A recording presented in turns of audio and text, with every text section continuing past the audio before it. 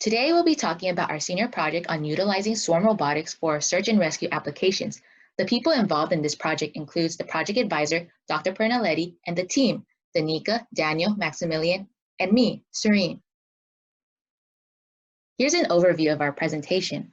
First, I'll be talking about what exactly swarm behavior is. Then Danica will take over and talk about the project's goals, including application of search and rescue and its implementation in the project.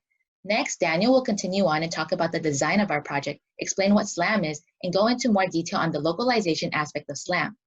Lastly, Maximillian will talk about SVO SLAM, the current developments of our project, and future work. So what is swarm? Swarm behavior can be found in nature all around us, from the colonies of ants and bees to the school of fish under the sea.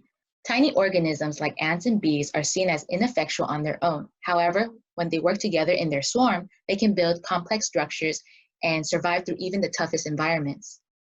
So to answer the question, swarming is a phenomenon where large decentralized groups of individuals collectively organize themselves in coordinated motions to accomplish complex tasks that could not be completed alone.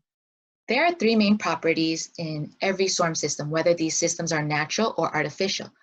The first main property is that swarm systems consist of relatively identical units. Secondly, these units interact using only information found from their observation. And lastly, third, the system behavior is produced solely from these interactions. Because of these three properties, swarm systems are now scalable, can perform parallel actions, and are fault tolerant. To be considered scalable, the swarm must maintain functionality even when the system increases or decreases in size. The system is also capable of accomplishing complex tasks flexibly as each unit completes their task in parallel. And lastly, because of the decentralized system of swarms, the individuals are interchangeable.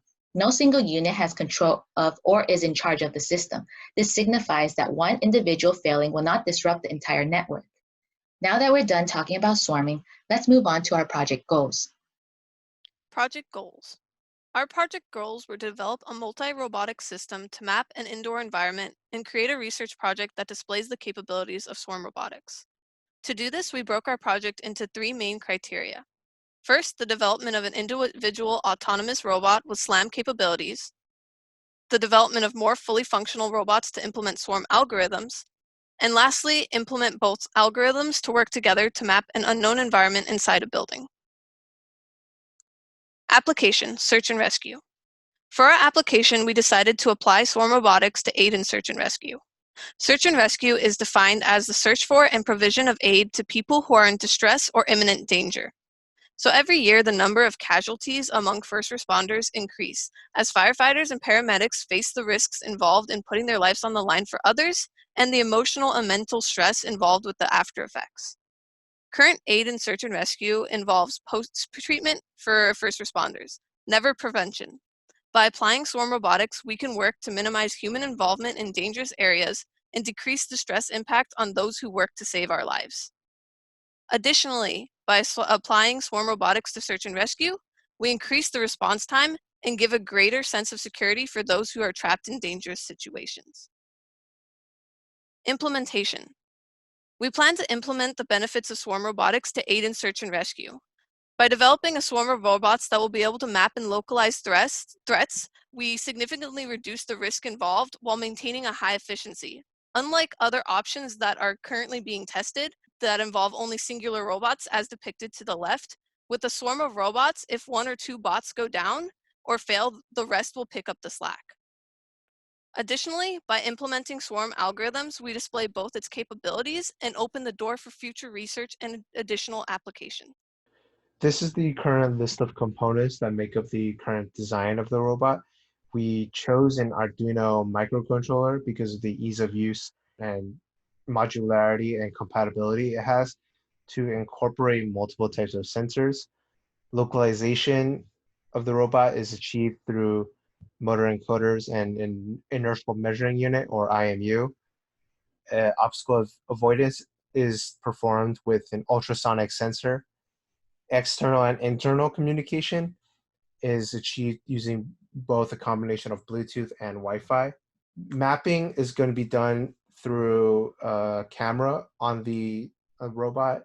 Software that we use was an Arduino IDE environment, Tinkercad to create a 3D model of the robot, as well as ROS, robotic operating software, that will be used to utilize SLAM, or simultaneous localization and mapping, that we are going to be using so that we can map out an unknown environment. The basic components are listed, wheels, resistors, capacitors, breadboards, batteries. And right, as this slide is the 3D design of the robot currently, or what we got up to.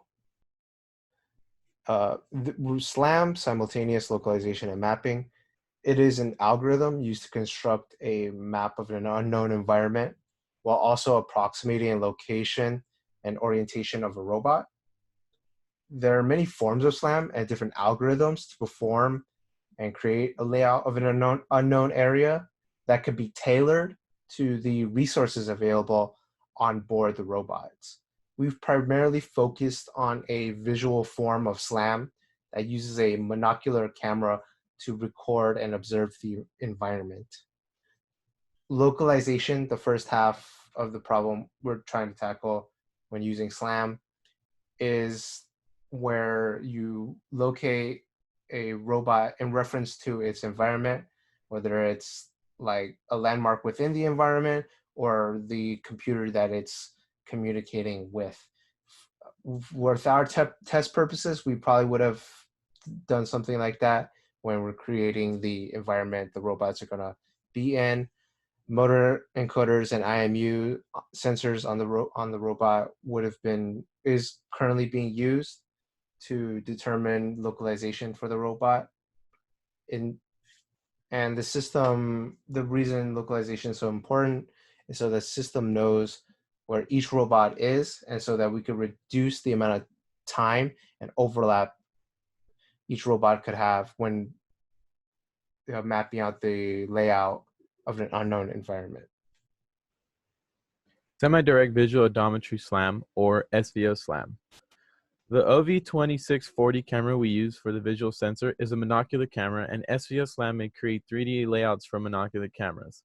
The monocular cameras have 2D images, and SVO SLAM is able to map a 3D layout by calculating data points using the intensity of every pixel. Edges and sharp points can be accumulated to form a map. SVO SLAM is exceptionally documented. Everything can be found on GitHub, from how to install it and how to run it using cameras from home.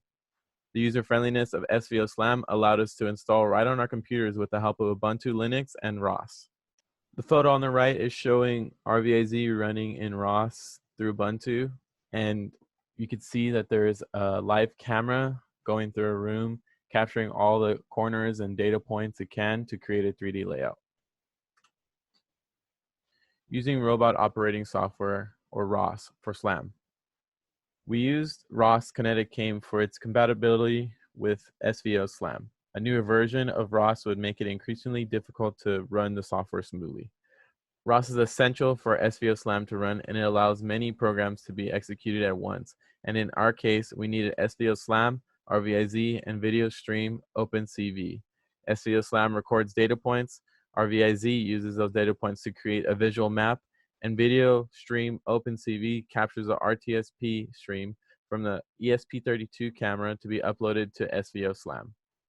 The photo on the right displays our camera calibration technique. We use this to calibrate the ESP32 camera, and the checkerboard is used to accurately display straight lines and corners. Our current development, we developed a single prototype to test obstacle avoidance and SLAM software. Our prototype below was able to detect and avoid obstacles using ultrasonic sensors. Future work. For our future work, we plan to complete the development of the swarm to further test swarm algorithms. We want to combine visual SLAM and swarm algorithms to efficiently map out an unknown environment. And localization will involve communication through Bluetooth, and we will use this to determine distance. A lot of our inspirations came from the photo on the right. It is iRobot from MIT, and the photo below displays SVO2 SLAM working with multiple cameras. We are very pleased with our results, and we thank all involved in assisting us to progress as far as we did, and we thank you for listening.